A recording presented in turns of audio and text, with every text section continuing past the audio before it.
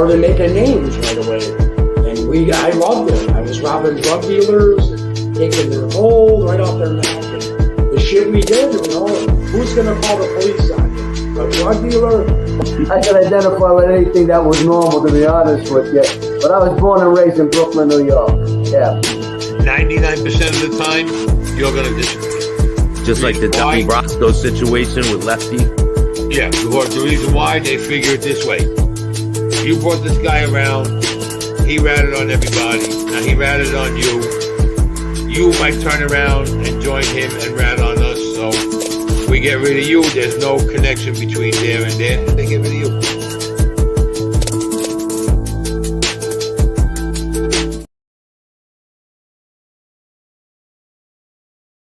Welcome to this episode of Chatting with Staxx. I'm your host, Bill Staxx, and today I have the last episode of Tim Reed, the guy who is immune to snake venom, and it's a pretty incredible story.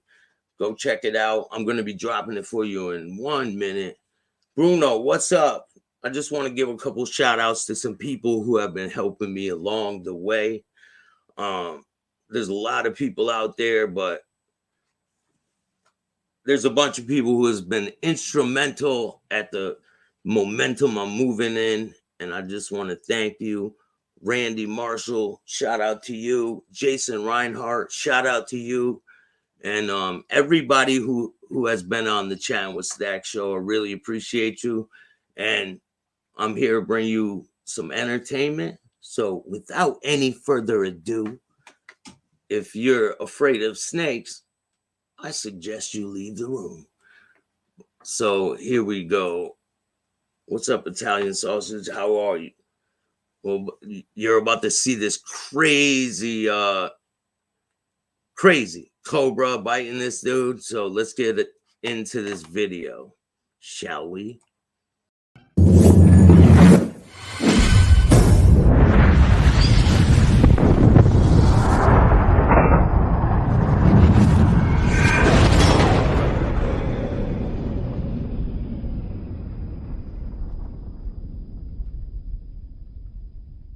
And the latter worked out pretty well. It could have killed you easily, man. Oh, yeah. Any one of those times, possibly. You think? Well, especially when I relived those experiences years later, which I filmed Black Mamba bites and Taipan bites back to back. And that's how I met my boss at Cenovex, who I work for. He saw the video on Barcroft TV where I did Black Bite, Taipan bite. Within like 2 minutes, back to back, pop. And the reason I did that is to prove my immunity and to go back to realize that, hey, you can get bit twice. I just screwed up. I know what I did wrong. I had to neutralize that in my head and just figure it out. And then ever since then, done that many times. That was the video that I seen, right? Yeah. And if it's okay with him, I'll put a clip of it in this video somewhere. Oh yeah, him. I mean, he's owns the rights for it. So, I mean, yeah. However you want to do that, that's fine. I don't know how that works. Incorporate whatever you want. I could put pictures, all that type of stuff. Yeah, yeah. So that was pretty intense. Yeah, that's wild, man. And then a lot of people through the years ask why did I get bit so many times? Because I'm lazy or don't have a protocol. No, it's not the point. The point is to prove I'm immune. I have nothing against people that handle it safely. What's that? How many times have you been bit? 200. 700 injections over the last 18 years-ish, 17 and a half years. It's longer than that. I got bitten 19 by some stuff, but I just never put it down on paper because I retired from it. But wow, man. Yeah. That's incredible, man. Wow. It is crazy. But the more I did it, the more comfortable I was with it. And like I said, I'm not taking anything away from people that want to do it safely with tubing devices and hooks and gloves. That's fine. You can still have dangerous snakes and enjoy them. But that wasn't going to solve the problem for me. Can I become immune? Can I make a difference with antivenom? Can I make a difference in humanity? I was only one person at the time, but I was reaching out to a lot of people, including Nobel winners who like my stuff, which I thought was pretty cool. It's like, I don't even have a degree and I'm talking to a Nobel winner. Whoa. Yeah, Nobel Peace Prize winners. Well, in medicine, actually.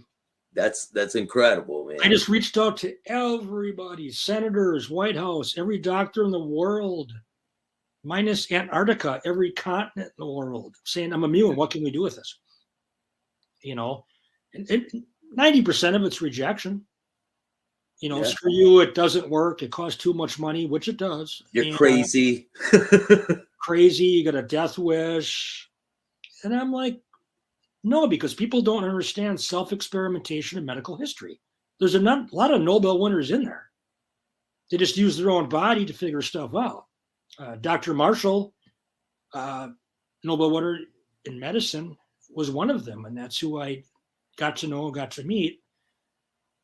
So it's just, you're using your own body to figure stuff out. You're not using a mouse or a rat, because they're not going to respond back with good results. They're either going to live or die, but they're not going to know how it feels. Now, as a human, I can get bit and take notes, take pictures. You know, here's how it is, you know, very detailed stuff. So I think that's very important. You know, I'm not promoting anybody to do this because it's too dangerous. I'm not a doctor. You can take one injection, you do your math wrong, you're done. So I don't help anybody do it. If there is a vaccine in the field in the future, then that's up to the job of clinicians, doctors that are going to take care of that. So, have you ever been around anyone that was bitten by a snake and they're not immune to it, and you're like, what, like, you know, like, have you had any situations where people around you were bitten? A couple, but not because of my snakes, because I was very careful about that. I know a lot of people that have been bitten that watched me get bitten, not die, and they got bitten, went to the hospital, and all over the world. I mean, from Australia to Asia to Africa to South America. And if they did what I did, they wouldn't die or have to go to the hospital. You know, it's kind of my point. Yeah. And that's a big thing, because let's say you're in a tribe somewhere and the leader of the tribe that hunts gets bitten and dies. It doesn't just affect the one individual. It affects the whole tribe. Now, nobody can hunt. Maybe nobody can fish. Economically, it affects everything. Yeah, it's the person who is the peacemaker in the group, and now things are disarray because that person's gone. You know, or the cook, the lady that cooks or makes clothes. I mean, it affects the whole community, the whole tribe. It's not just one person gone. I mean, it can devastate a whole village. You know, so those are important things to take into consideration too. Another thing to take into consideration too is, even if you're immune like I am, you still have to get, once our antivenom's made, knock on wood, you still have to get to the antivenom. You can easily die because you don't have a cell phone, you don't have a car, you don't have transportation. You have to get there. So or you pass out, or you're in the lab and you pass out and you're like, what happened? Right? And it's too late. Yeah, like anything. So they have to have proper clothes, proper shoes, a clean house, no holes in the house, no garbage around the house, sleep on a cot, sleep in a tent. So those are really basic things that a lot of people are working on before you get to the anti-venom, because you're not going to get there if those things aren't solved, because this stuff can take you out 15, 20 minutes for an adult, maybe 5-10 for a kid. So you're an hour away from the hospital where the anti-venom is, you're not even going to get there. No. Doesn't matter how good it is. Now, if you're immune like I am, big deal. I go about my business, but that's where it gets real foggy. You get bit, you just keep working. You know, if someone else gets bit, they just drop. Pretty much. Haven't missed a day of work in my entire life, minus one vacation day with all those bites. Now, granted, there's a lot of long-ass days of not being able to feel my, hands, arms, or mega pain, which aspirin doesn't touch, Vicodin doesn't touch it. There's no drugs that touch it. The pain is so intense that you just drink water, ride it out. It's the best way to do it. Plus, you don't want to get hooked on drugs every time you're bit. The human body is incredible, the things that it can endure. Oh, yeah. It really is.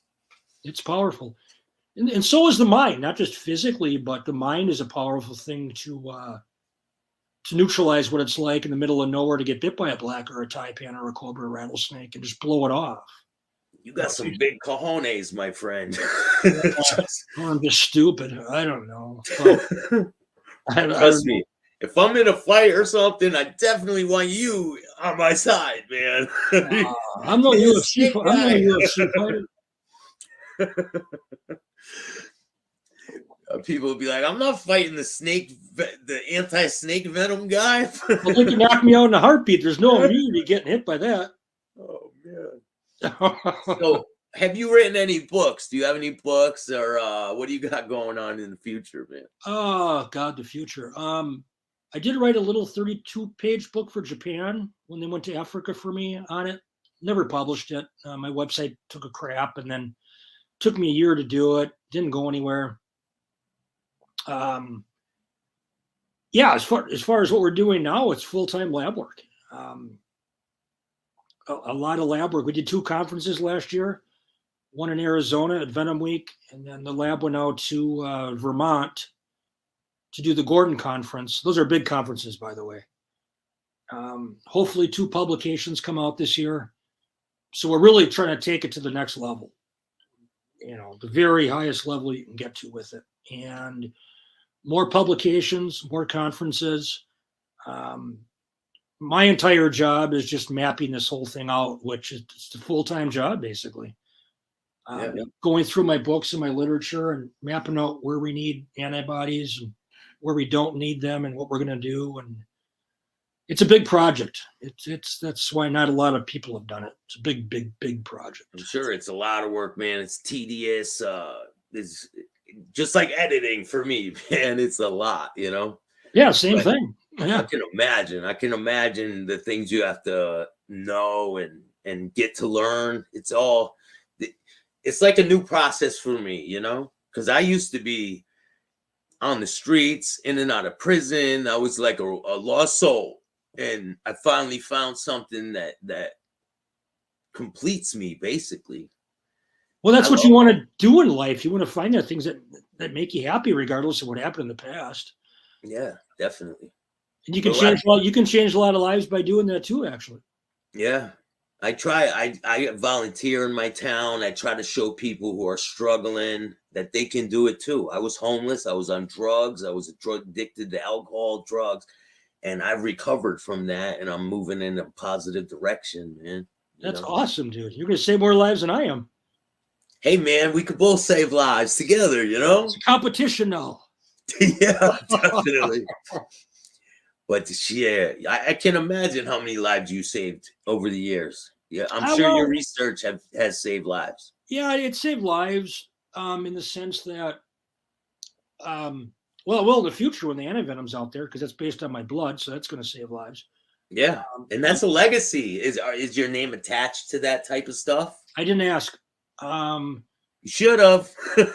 Yeah, the lab takes really good care of me. I have Tim syrup or something. Yeah.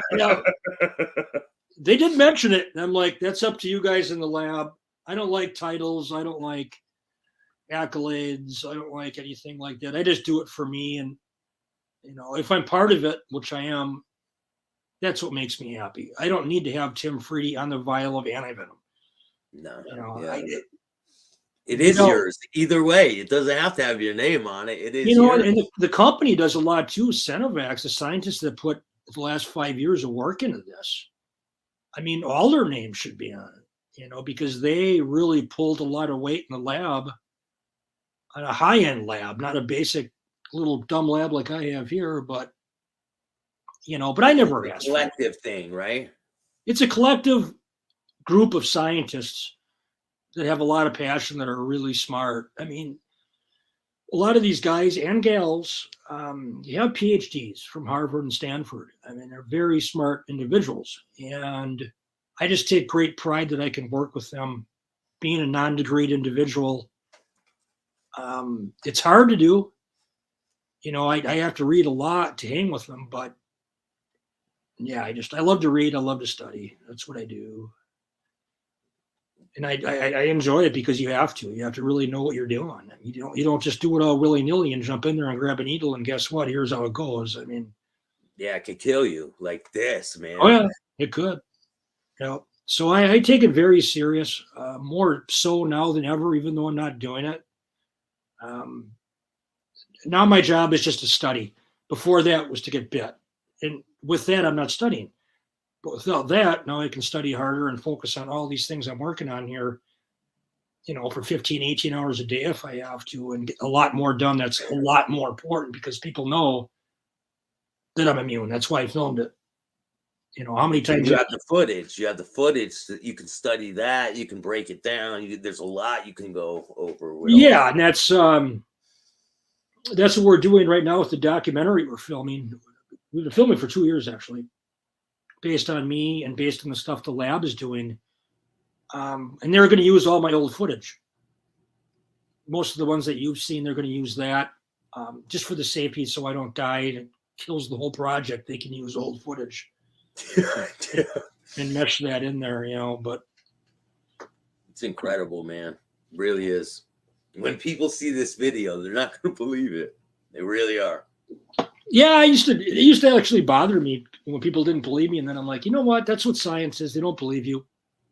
There's a lot of naysayers. I've had every threat you can possibly imagine. I get those too. If you do this show, we're going to do this. We're going to do that. Okay. Yeah, go ahead and do it. Yeah. I'm still doing the show. So am I. Yeah. You know, so I just pushed forward and I took a lot of that negativity and trying to turn it into, okay, I understand why you don't get it. Yeah. You know, I don't like arguing. I don't go on social media and argue. I just try to produce. And if you don't like it, not my problem. But, you know, I've just done so much with it. You just can't deny it. I mean, yeah. So I pretty much put him in a corner. And, you know, and when I went to Venom Week in Arizona, it was really weird because a lot of the people that disagree with me were there. So I went in their backyard, literally a conference with over 100 scientists, and spoke on stage. And that was cool. Shook their hand, no hard feelings, water under the bridge. And it's amazing the reactions you see on some of these people that called you this, called you that. But when you look right in their eyes and in their face, you're a pin drop. Yeah, because it's different, man. It's real life. And it's really not like that. Like, we're all people. You get to have your opinion. It's called freedom of speech. And I'm never going to stop telling stories. If you're a public figure and you're out there, you're getting talked about. Right. You know, that's it. Right. So that's a good way of going about it. Excellent way of going about it.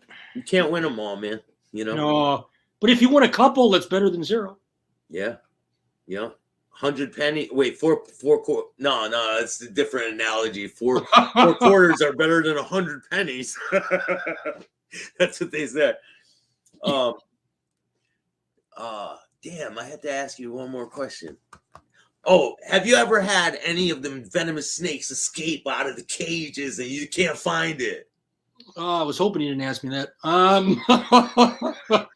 Only one time when I had a lab way back when something got out, but my room was bomb-proof.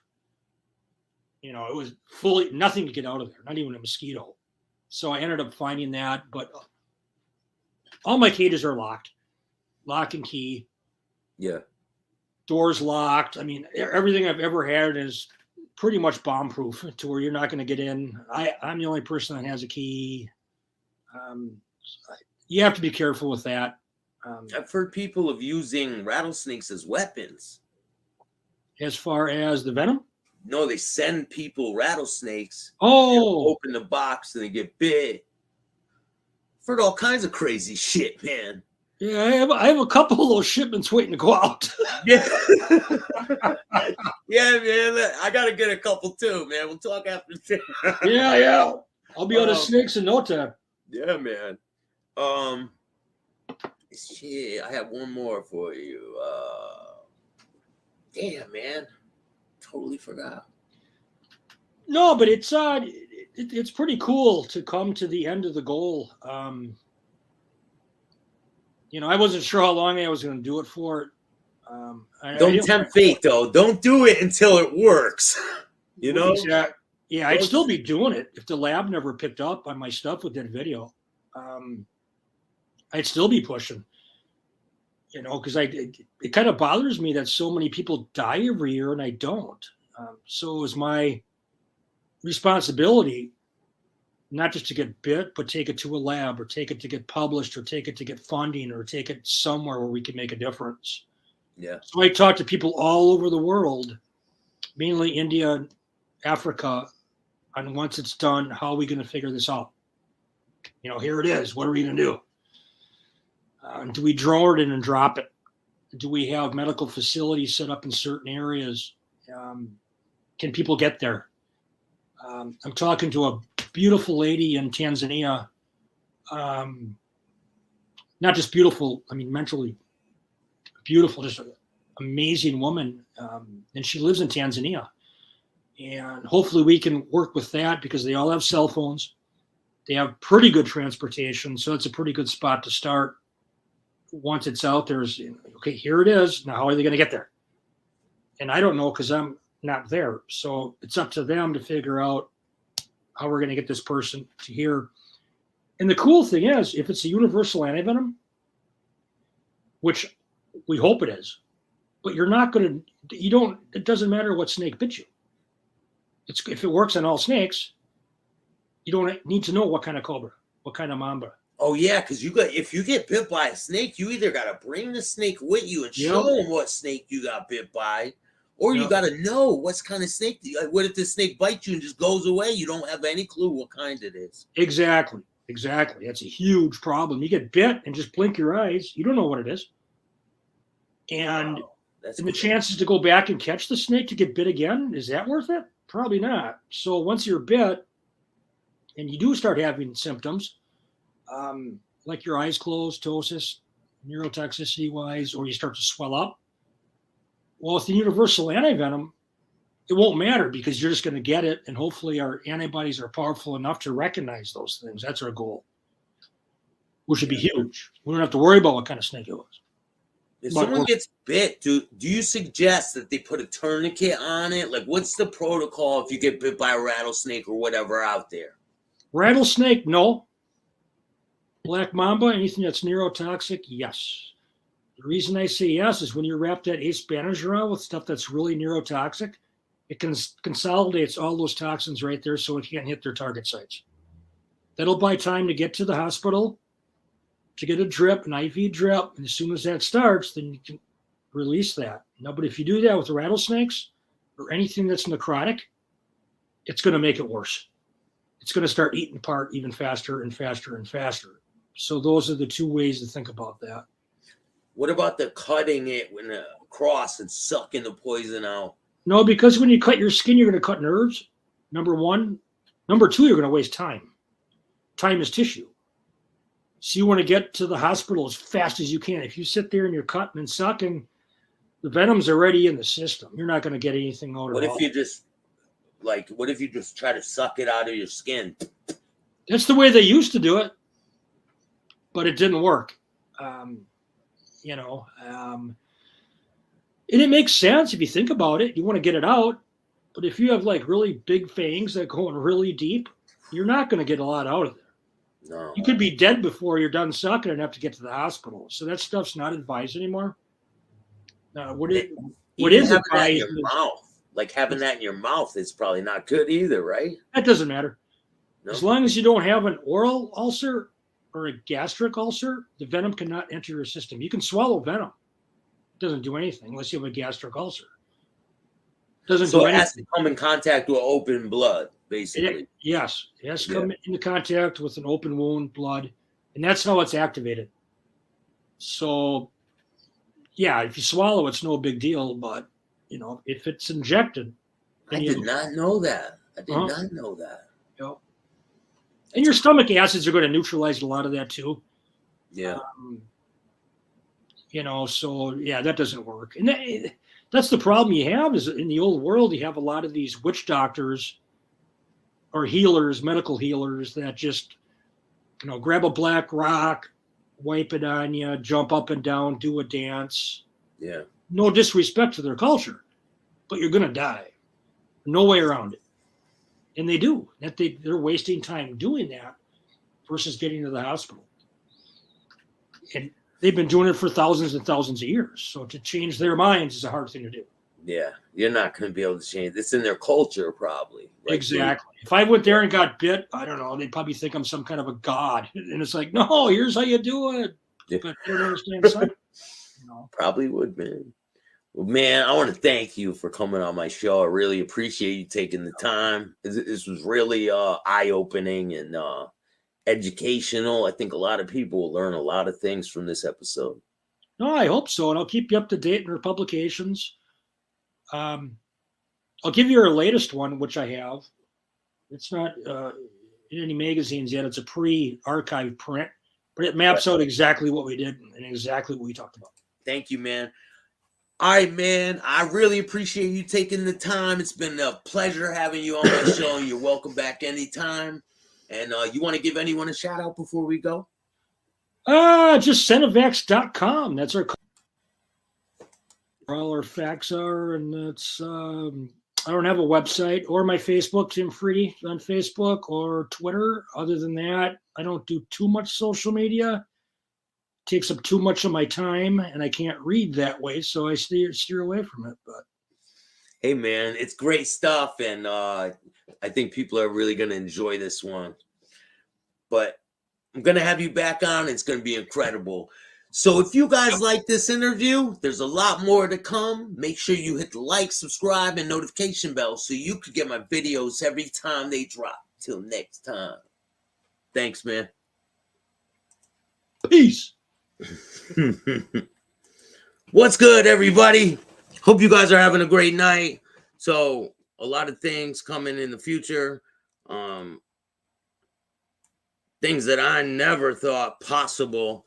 You guys will see. I've been working really hard. I got a lot of things that I'm going to be dropping. So thank you all for watching. Nick, what's up? What's up, everybody? Maureen, how are you? Randy, what's up, bro? JL, how are you? Bruno, what's up, man? Shout out to everyone out there. I appreciate you. And if you guys like this kind of content, there's a lot more to come. Expand your mind. It's going to be good. So hit the like, subscribe, and notification bell so you can get my videos every time they drop. Till next time. Peace.